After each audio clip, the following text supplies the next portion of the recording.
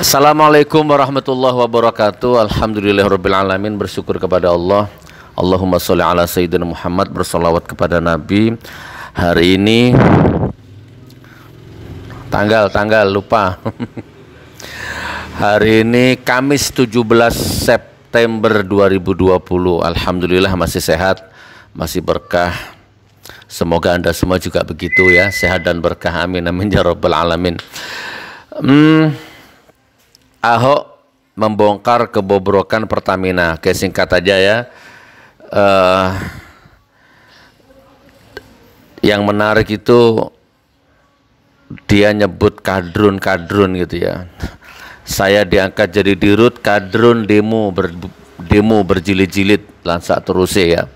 Kemudian kita itu rakyat kecil itu sederhana ya. Rakyat kecil itu sederhana. Dulu presiden berkata bahwa hanya Ahok yang bisa membersihkan kebobrokannya Pertamina. Siapa dulu yang ngomong gitu tuh ya? Atau Ahok dipilih memang untuk membersihkan semua boroknya Pertamina. Di sisi lain dengan sombongnya Ahok ngomong merem aja untung, 7 bulan aja untung. Nah, kesimpulannya rugi 11 lebih ya triliun. Dan sekarang begini kejadiannya, rame lagi. Monggo lah, saya males bahas itu. Wis akarepe rakyat menilai lah, terserah ya. Nah sekarang yang menarik ini Syekh Ali Jabir ini ya.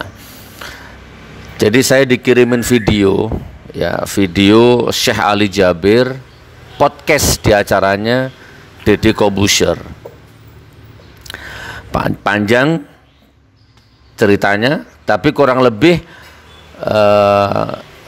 Syekh Ali Jabir mengatakan begini, kurang lebih ya. Yang saya tarik begini aja lah. Gimana perasaannya, ditanya sama Deddy Corbuzier waktu kejadian itu. Kemudian Syekh Ali Jabir menjawab, adem gitu. Sudah lihat belum videonya? Adem, tenang gitu kan. Ya intinya di acara podcast itu Syekh Ali Jabir tampil sebagai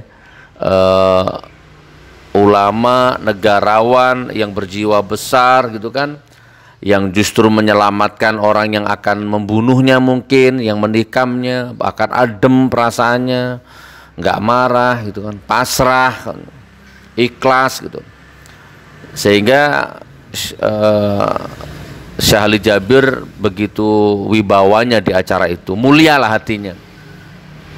Tapi namanya medsos ya, namanya media sosial ya, dunia tanpa batas ya, digoreng kan gitu. Hujahnya Syekh Ali Jabir ini menjadi bahan gorengan. Nah, salah satunya saya yang digoreng. Lihat itu Nur, lihat itu Nur, lihat itu wedus Nur. Itu lo ulama itu kalau asli seperti itu. Jiwanya tenang, adem, ya kan. Walaupun mau dibunuh pun diem, pasrah, senyum. Itu Islam yang benar tuh seperti itu. Nggak kayak kamu ulama palsu, wedus, asuh, dajjal. Itu kurang lebih ya netizen yang masuk ke beberapa admin ngomong ngunur ya. Oke, kita refleksi pelan-pelan. Anggap aja ini nggak ada materi, anggap aja ngobrol ya, ngobrol santai pagi-pagi. Saya mau ke Surabaya ini. Gini teman, tak urut pelan-pelan ya. 3 poin atau 4 poin. Syekh Ali Jabir di atas panggung lagi menghadap kiri, ngobrol sama ibu dan anak sambil mainan HP yang konon kabarnya HP itu penuh memorinya. Nah di saat itulah, detik-detik itulah naik pemuda lari dengan kecepatan tinggi dan menancapkan pisau, nusuk, kena kelengannya. Begitu pisaunya nancap ke lengannya, baru Syekh Ali Jabir, hitungan detik lah ya, baru Syekh Ali Jabir refleks menoleh ke anak itu, dan pisaunya sudah posisi menancap. Kemudian anak itu dihajar. Itu poin kedua, dihajar. Saya amati lagi video itu. Qadarullah, saya nggak tahu. Mohon maaf kalau saya salah ini ya. Saya amati tanpa bermaksud saya kurang ajar sama Syahli Jabir, bukan. Saya amati lagi. Sebenarnya kalau orang itu niat nusuk titik koordinatnya itu leher, kena. Jadi bukan berarti itu mau nusuk leher meleset ke lengan, ya wallahualam. Itu bahasa netizen boleh-boleh saja begitu. Ya, coba diputar lagi videonya. Nusuk leher, nusuk dada, nusuk kepala, meleset kena lengan. Tidak ada, menurut pengamatan saya tidak ada istilah meleset. Karena memang sasarannya memang ke lengan, jadi kenanya lengan. Diputar lagi ya. Nah, begitu tertusuk baru kaget. Oke, itu poin pertama ya. Saudaraku, kita refleks pelan-pelan, mudah-mudahan diurutlah bahasanya itu. Dijelentrehkan ya, mudah-mudahan ada ilmu hikmah yang bisa dipetik dari sini. Nah, poin kedua, yang nusuk itu kan, nah sebentar, dan Syahli Jabir kan kaget, masa sih nggak kaget? Kaget berdiri kan begitu kan, coba. Nggak mungkin lah kalau nggak kaget. Nah, poin kedua, yang nusuk langsung dihajar. Dihajar sampai babak belur. Wah, alhamdulillah nggak mati. Poin ketiga, polisi sempat mengeluarkan statement kata-kata gila, dan di media sosial pun sempat ramai bahwa pelaku penusukan Syahli Jabir terindikasi mengidap penyakit jiwa. Ibunya, bapaknya juga mengatakan begitu. Diaminkan oleh media. Nah, saudaraku, terjadilah konsumsi opini publik. Nah, yang ingin saya bahas itu loh, ulama itu kalau asli seperti itu, walaupun ditusuk, katanya cebong ini ya, walaupun ditusuk, memaafkan, adem. Kan ditanya gimana perasaannya, kata Deddy Kobuser, adem. Jadi saya agak kurang bagaimana gitu ya. Nah gini saudaraku, yang ingin saya sampaikan kepada Anda, sebenarnya kalau saya jadi Syahli Jabir ditanya seperti itu, gimana perasaannya? Ya saya akan menjawab apa adanya, manusiawi, tanpa sensor, tanpa edit, tanpa dibuat-buat. Gimana perasaannya ditusuk? Jujur saya marah waktu itu, saya kaget, saya emosi. Ya tapi hanya hitungan detik, setelah itu saya nggak tega melihat orang itu dipukuli massa seperti itu. Nah kalau kalau seperti itu kan lumayan lah ya. Agak natural ya, tapi kalau adem gitu kan, wallahualam bisawab ya, mungkin memang beliau itu waliullah atau bagaimana gitu. Nah jadi gini, cebong ya, kodok, togok, buzzer, influencer gitu ya, yang membanding-bandingkan saya dengan Syahli Jabir ya. Kan gara-gara kejadian itu semua orang bicara, politikus bicara, pengamat bicara, cebong bicara, ya Rocky Gerung bicara, TV bicara, bahkan sampai luar negeri kan, menjadi berita internasional kan, semua bicara, akun-akun sampah bicara, konten-konten bicara, termasuk saya. Kan boleh-boleh saja, kan bebas-bebas saja ngomong sesuai dengan makomnya ya. Gara-gara tampil sama Deddy Kobuser dan Kiai Nusantara itu akhirnya digoreng sama cebong bahwa yang melakukan penusukan itu bukan dari golongan Nusantara, itu buktinya baik, damai, bla bla bla bla bla gitu kan. Oke, nah saya bicara ini yang penting, saya sudut pandangku, inilah kegagalan rezim. Di rezim ini kiai dibacok, Di rezim ini musola dirusak, di rezim ini masjid dirusak, di rezim ini anjing masuk masjid, di rezim ini imam sholat dibacok sampai mati. Ya, di rezim ini penista agama, di rezim ini semuanya hancur nilai-nilai peradaban agama. Dan anehnya di rezim ini semua pelaku kriminal, penganiayaan, penusukan, pembunuhan ustadz, ulama, kiai, pengasuh pesantren rata-rata divonis gila di rezim ini. Maka saya sesuai makomku, inilah kegagalan rezim ini. Di samping melihara buzzer, melihara influencer, ternyata rezim ini juga melihara orang gila, melatih orang gila. Itu sudut pandangku dan bukan saya saja. Banyak yang berpikir seperti itu.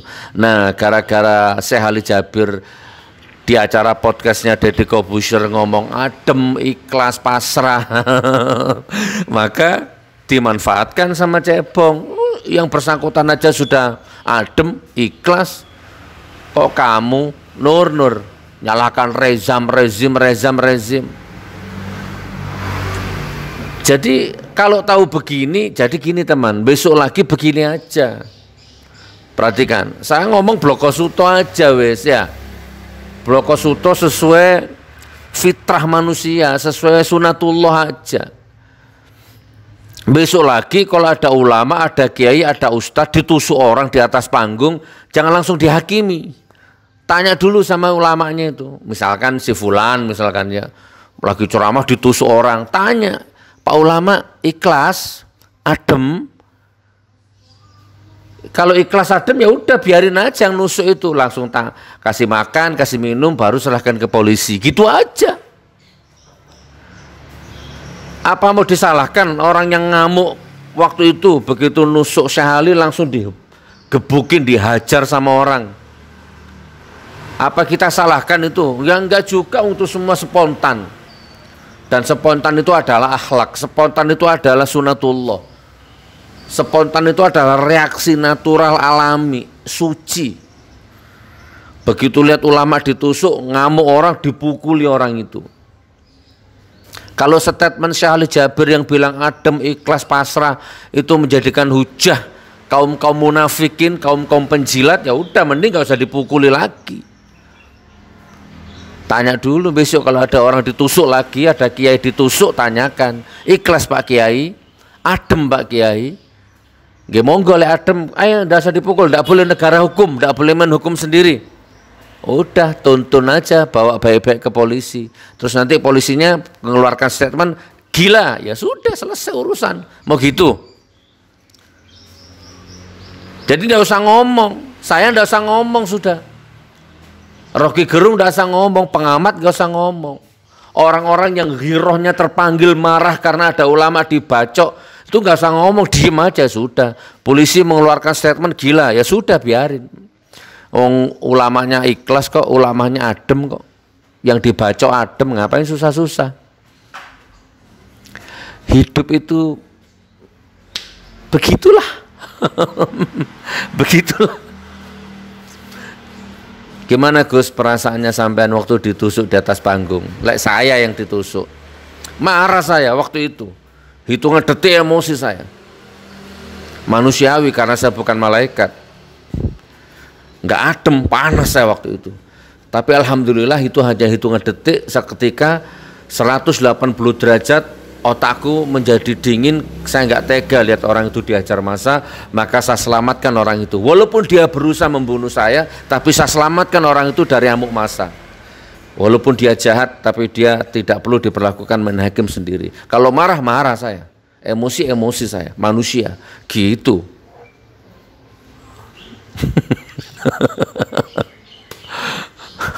Wis ya Raya. Ini hanya anggaplah nemenin kamu minum kopi lah ya, anggap aja tegur sapa lah, nggak ada materi sih. Ya wes, Apa yang bisa kamu petik, petik aja, yang enggak gitu aja. Ngalur ngidul. Jadi oke, saya closing statement. Jadi jangan salahkan netizen, jangan salahkan pengamat. Enggak, saya pun juga enggak nyalahkan kok. Siapapun yang ngomong kan sesuai, semua ngomong kan berdasarkan kepentingan, berdasarkan makom. Ya kan berdasarkan siapa yang bayar kan gitu. Dan saya kan enggak punya kepentingan apa-apa. Enggak ada yang bayar. Nggak punya kepentingan apa-apa. Kepentinganku ya inilah kebobrokan rezim, inilah kegagalan rezim, ekonominya, budayanya, hukumnya, carut marut ukhuwahnya, inilah kegagalan rezim. Itu sudut pandangku, itu statementku. Boleh ngomong begitu. Jadi sebelum Syahli Jabir itu di Sumsel juga kejadian sampai robek itu, mati itu imam sholat itu. Dan ini akan terus terjadi. Siapa itu politisi PDI perempuan itu, nggak usah disebut namanya lah. Malah itu positif nebar hoak itu. Dikira itu settingan. Sama dulu penyiraman novel Baswedan yang settingan katanya. Udah jelas matanya rusak.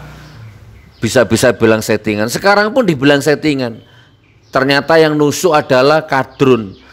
Yang nusuk adalah radikal karena megang bendera tauhid, padahal itu foto editan. Sebenarnya begitu medsos itu. Kalau saya bangsat, kalau saya parah itu masih jauh, banyak yang jauh lebih bangsat, lebih parah, lebih ngawur, lebih hoak. Inilah bentuk kegagalan rezim. Gus Nur ini, Wedus Nur ini, rezim. Ya terserah. Saya pertanggungjawabkan di hadapan Allah. Wis saudaraku, mudah-mudahan manfaat. Syahli Jabir mudah-mudahan sehat. Ya. Saya bisa saja waktu itu kejadian terus saya terbang ke Lampung bisa kan, toh juga panitianya salah satu panitia juga tim Gus Nur manajemen. Saya bisa saja terbang ke Jakarta. Tidak mungkin Syahli Jabir nggak nemui saya. Ya, kalau kedatangan tamu kan pasti nemui. Ya, bahkan saya dengar beliau sekarang ini kayaknya ke Malang ini. Cuman saya lagi ada acara di Surabaya, ke Salep. Ya, tapi dengan statement seperti itu, ikhlas, sabar, adem, ya wallahu alam bisawab sih. Jadi agak nggak masuk akal aja gitu intinya. Assalamualaikum warahmatullahi wabarakatuh.